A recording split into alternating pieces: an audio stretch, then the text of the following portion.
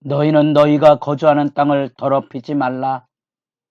피는 땅을 더럽히나니 피 흘림을 받은 땅은 그 피를 흘리게 한 자의 피가 아니면 속함을 받을 수 없느니라. 새벽을 깨우는 거룩한 기도자 여러분, 생명의 말씀 앞에 날마다 하나님의 지혜와 선하신 분별을 가지고 기도하는 영광으로 마음이 벅차기를 소망합니다. 오늘 우리가 읽어갈 말씀은 민수기 35장 22절에서 34절까지의 말씀으로서 각 지파에게 들려질 그 땅에 레위 성읍의 48개의 성읍,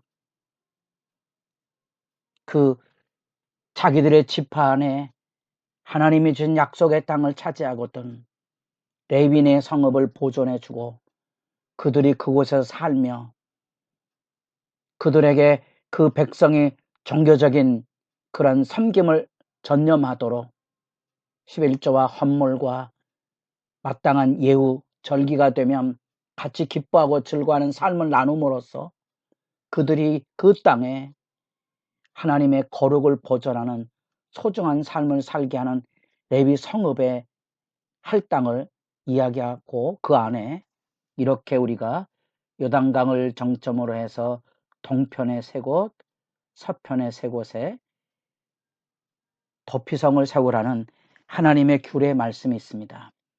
우리 문화 안에 익숙하지 않은 상황입니다. 그러나 이 약속의 땅에 있어서 가장 중요한 것은 뭔고 하니 하나님의 뜻입니다.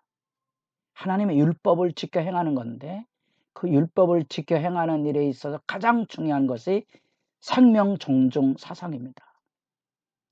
사람을 사랑하고 존중하고 평화하는 건데 사람이 살다 보면 예의치 않은 그야말로 부지 중에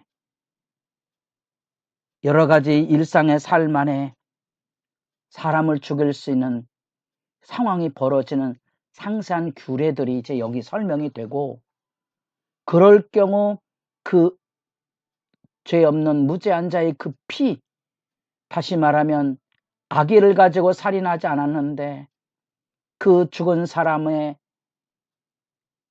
집안 내의 종족들은 반드시 그 원한을 갚아야 될 고엘의 책임이 있습니다. 그래서 내가 의도하지 않는 죽음을 초래했음에도 불구하고 내가 그 사람들에게 고엘의 피해 복수를 당하면 그 땅이 더러워지기 때문에 그런 중요한 개념들을 우리 문화 안에는 이해하기 어려운 부분이죠. 이해하기 어려운 부분이 다른 게 아닙니다. 그것은 생명에 대한 이해가 별로 우리에게 중시되지 않는 거지요. 한 사람이 죽으면 땅이 더럽혀진다는 생각, 선지자들이 신앙의 진실성을 외칠 때 이 정결의 문제를 땅이 더럽혀진다는 문제하고 연관해서 말하거든요. 그래서 무죄한 피가 흘린다거나 우상숭배가 있거나 성적인 타락, 근친상간, 그 다음에 이혼 같은 이런 사례들이 선지자들이 외쳤던 땅을 더럽히는 요인들입니다. 그 땅이 더러워지는 거죠. 부정한 땅이 되는 겁니다. 하나님의 심판이 있는 땅이 되는 겁니다. 그 핵심에 여기 지금 무지한 자의 피가 흘려지지 않게 하는 도피성의 개념이 담겨져 있고 그래서 그 도피성에 피한 사람이 대제사장이 죽을 때까지 그곳에 격리 생활을 해야 됩니다. 의도하지 않았지만 생명의 책임을 지고 있기 때문에 그래서 대속적인 의미를 갖게 됩니다. 대제사장이 죽어야 그 다음에 그 도피성에서 나와서 자유인이 될 수 있기 때문에 고향으로 돌아갈 수 있기 때문에 그렇습니다. 그렇다면 여기 나타나고는 이 땅의 개념을 이해하실 때 가나안 정복전쟁이 아니라 그랬습니다. 하나님의 심판을 대행하고 끝이 아닙니다. 그 백성이 그 땅에 하나님의 뜻을 이루어야 되기 때문에 우상을 절폐하고 그 땅에 이런 거룩함을 정결함을 실천하는 삶을 살아야 하는 겁니다. 바로 그 거룩과 정결의 삶을 실천하지 못하였기에 선지자들이 그것을 고발했고, 결국은 이스라엘 백성도 가나안 땅에 하나님의 심판을 대행했던 거룩한 전쟁에 자기들이 스스로 부패하고 타락했기 때문에 하나님께서 이스라엘 백성을 그 땅에서 쫓아내시지요. 그게 포로 기간의 성찰입니다. 포로 기간의 70년 예레미야로 들려졌던 말씀이 정화의 기간입니다. 하나님의 심판으로 하나님 백성이 그 땅을 잃어버렸던 거죠. 그리고 이제 신약시대가 시작이 됩니다. 그런 점에서 여러분, 구약의 이스라엘은 이미 하나님의 나라를 이루는 구원의 백성으로서의 의미를 상실해 버렸습니다. 그리고 그 가나안 땅은 더 이상 구속적인 의미가 있는 땅이 아닙니다. 우리 그리스도 안에서 모든 사람들은 이제 가나안 땅의 거룩함, 예루살렘의 회복이 아닌 하나님의 나라의 회복을 꿈꾸는 사람들이 되어야 되는 겁니다. 그래서 이 도피성의 이 개념에 그 하나님의 생명 전증과 그 땅의 거룩과 정결의 의미를 알면 이게 중요성이 있다는 사실을 우리가 자각하게 되고요. 그런 점이 오늘날 우리 시대 안에 우리가 종교적인 열심을 가지고 우리가 교회 오고 종교 신앙생활을 열심히 하지만 내가 이 세상에 사람들의 마음을 아프게 한다든지 부정한 일이 이루어진다든지 땅에 범죄가 만연하거나 이혼이 만연하고 이런 것들이 이 땅에 심판을 초래하는 하나님의 뜻에 대한 거역임을 알아야 우리 그리스도인과 교회가 존재해야 될 의미를 되새겨 볼 수 있습니다. 그리스도인들이 이 세상 문화에 거룩과 정결을 지키는 데 무관심한 이유는 바로 이런 의미가 있는 겁니다. 다시 말하면 우리 시대 안에도 이 도피성의 개념의 이해를 바로 하지 못해서 땅이 더럽혀진다는 그런 개념이 우리들에게 없기에 도덕적이고 정결한 삶의 중요성, 예수 믿으면 천국 간다, 또 예수 믿으면 복을 받는다는 단선적인 이해만을 가지고 주를 섬기기 때문에 신앙의 진실을 지키기가 어려운 거죠. 여기 다시 도피성으로 돌아갑니다. 부지 중에 살인하게 될 경우 여기 그 도피성 제도에 대한 설명, 실제 사례들이 설명이 되고 있습니다.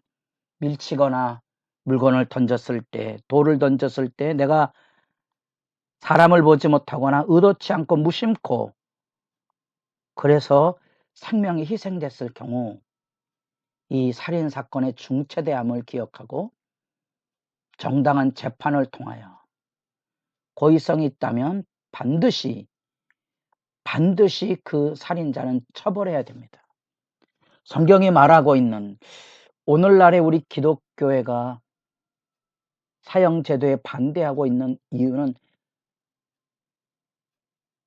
인권적인 사역 측면에 사랑의 측면의 개념이 있지만 그것이 성경적으로 절대 옳다는 그런 개념은 아닙니다. 죄책의 책임은 누군가 짊어져야 되는 겁니다. 그래서 이런 법질서가 세워지지 않으면 인간이 악한 본성을 가지고 언제나 악용될 소지를 가지고 있다는 것도 유념해 보아야 됩니다. 그래서 그 살인사건의 중차대함 때문에 이 사람이 비록 고의가 아닐지라도 이 제사장이 그 죄를 용서하는 대속적인 구원의 체계의 대표자 대제사장이 죽은 후에야 도피성에 격리되어 있다가 나올 수 있어서 이 대제사장이 가지고 있는 대속의 의미를 확인시켜 주고 있다는 사실이고요. 그런 점에서 우리는 이런 모습 안에서 예수 그리스도의 구원의 상징들을 우리가 생각해 볼 수 있습니다. 우리가 바로 그리스도의 대속의 피 흘리심을 통하여 우리의 죄악이 가려져서 우리의 죄가 용서되어서 하나님 앞 자유의 삶을 살 수 있게 된 그런 개념들을 유추해 보고 되는 거죠.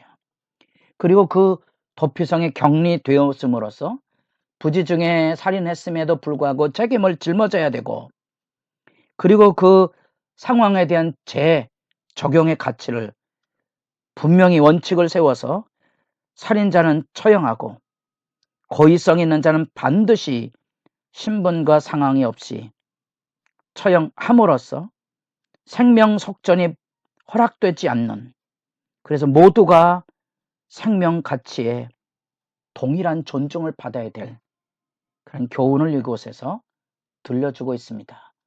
그래서 우리가 이런 말씀을 통하여 중요한 신앙 안에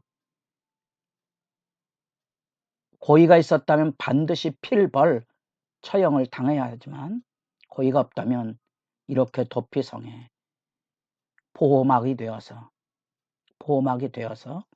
대제사장이 죽은 후에 자유방면이 될 수 있는 길, 생명 책무, 한 생명이 그만큼 소중하다는 인식들을 공유하고, 배나더 이런 조심스러운 삶의 모습들, 생명을 존중하고 이웃을 배려하고 이웃에 대한 사랑을 가지고 살아야 될 그리스도인들의 그 삶의 책임을 새삼 생각해보는 구약의 규례입니다. 더더구나 이런 규례들을 통하여서 엄정한 재판과 도피성 안에 있어야 되는 이행 규례를 설명할 뿐 아니라, 서두에 잠깐 드렸다시피 여러분, 땅이 더럽혀진다는 그런 개념을 여러분들은 어떻게 이해하고 있습니까? 바로 하나님이 주신 그 땅 안에 거룩의 질서의 책임이 있는 겁니다. 교회가 이 땅에 존재함으로써 이 땅에 거룩의 존재의 책임을 교회가 지고 있어야 됩니다. 세상 사람이 범죄했다고 손가락질과 비난이 아닌, 그들 속에 하나님의 뜻을 실천하는 그리스도인들의 이런 그들의 죄를 담보해 주는 것과 생명을 사랑하고 존중하는 이런 우리의 거룩한 행실로 세상에 빛이 되고 소금이 되는 그 땅의 정결의 본분, 여러분의 기도가 깊어져 갈 수 있기를 바랍니다.